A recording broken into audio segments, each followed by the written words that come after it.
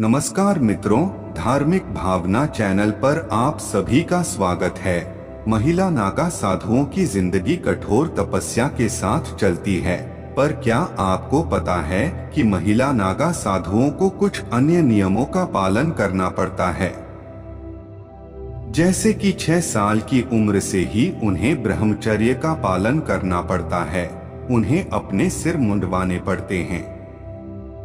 महिला नागा साधु बनने के लिए बचपन से ही कड़ी परीक्षाएं शुरू हो जाती हैं। जब वो ऐसा कर पाने में समर्थ होती है, तब उसे नागा साधु बनने की अनुमति मिलती है। इस अवधि में उसे कठोर तपस्या के साथ कई नियमों का पालन करना होता है, जैसे गुफाओं में वास, तप, नदी में स्नान, खाने पीने से जुड़े कठोर नियम इत्यादि। हमारे देश में नागा साधुओं का बहुत महत्व है। उनकी जिंदगी कठोर तपस्या में बीतती है। कुंभ जैसे किसी बड़े अवसर पर नागा साधुओं का स्नान सबसे पवित्र माना जाता है। पर क्या आपको पता है कि महिला नागा साधु भी होती हैं और कठोर तपस्या के बाद साध्वी बन पाती हैं। अधिकतर जगहों पर अक्सर पुरुष नागा साधु दिखते हैं, लेकिन महिलाएं नहीं। यही नहीं, ऐसे कुछ ही गिने चुने अखाड़े हैं जहां महिलाओं को नागा साधु बनने की अनुमति दी जाती है। अक्सर लोगों के मन में यह सवाल उठता है कि क्या महिला नागा साधुओं को नग्न रहना पड़ता है। इस सवाल का जवाब है नहीं, उन्हें कपड़े पहनने की इजाजत होती है। हालांकि इससे जुड़े नियम रहते हैं। वो सिर्फ एक ही वस्त्र अपने शरीर पर धारण कर सकती हैं और वह वस्त्र सिला हुआ नहीं होना चाहिए। महिला नागा साधु जो वस्त्र धारण करती हैं, उसे गंती कहा जाता है। यह सिर्फ गेरुए रंग का ही होता है। हालांकि कुछ महिला नागा साधु इसका त्याग कर सदैव नग्न अवस्था में रहती हैं, लेकिन वो सबके सामने नहीं आती। अब हम जानते हैं कि कैसे बनते हैं महिला नागा साधु। तो इस प्रश्न का उत्तर है कि भारत में सिर्फ दशनाम सन्यासिनी अखाड़ा ही महिला नागा साधुओं को साध्वी बनने की इजाजत देता है। अन्य अखाड़ों में पुरुषों को ही लिया जाता है। शुरुआती दौर में महिलाओं के लिए कोई अलग से अखाड़ा नहीं था। जूना अखाड़े में ही माई बाड़ा नाम से उनके लिए अलग शिविर का आयोजन किया जाता था। कुंभ में भी जूना अखाड़ा अपने बगल में माई बाड़ा शिविर का आयोजन करता था, जिसमें महिला सन्यासी आती थीं।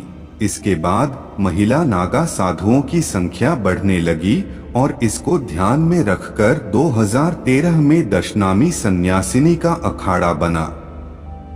तब से महिला नागा साधु भी इसी अखाड़े के जरिए बनती हैं। महिला नागा साधुओं की आराधना और तपस्या देखने के साथ साथ उनके गुरु उनके पूर्व जीवन के बारे में भी जानते हैं, ताकि यह सुनिश्चित किया जा सके कि महिला नागा साधु बनकर ईश्वर को अपना जीवन समर्पित कर पाएगी या नहीं। इसके साथ ही कई और नियम होते हैं, जैसे महिला नागा साधु हर वक्त सांसारिक गतिविधियों से दूर रहेंगी और केवल कुछ ही खास दिनों में वो सबके सामने आएंगी। जैसे कुंभ मेले के दौरान महिला नागा साधुओं को देखा जा सकता है। और अब अंत में हम यह जानते हैं कि अखाड़ा क्या होता है। तो इसका उत्तर है कि जब भी हम नागा साधुओं की बात करते हैं, तो हमारे सामने यह शब्द अखाड़ा आता है। अखाड़ा शब्द की उत्पत्ति मुगल काल में हुआ था। इसके पहले साधुओं के जत्थे को बेड़ा या जत्था ही कहा जाता था। अखाड़ा साधुओं का वह दल होता है जो शास्त्र विद्या में पारंगत होता है और एक जैसे नियमों का पालन कर तप करता है।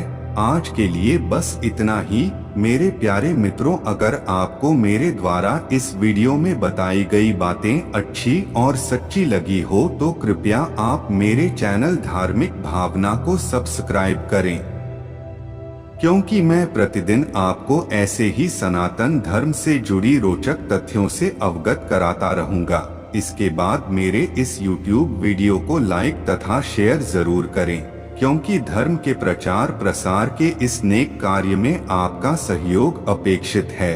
अगर इस विषय पर किसी का कोई भी सुझाव या सवाल है तो वो मुझे YouTube कमेंट बॉक्स में जरूर लिखें। मुझे आपके संदेश का इंतजार रहेगा। मिलते हैं अगले बार एक नई जानकारी के साथ एक नई वीडियो में। तब तक के लिए धन्यवाद।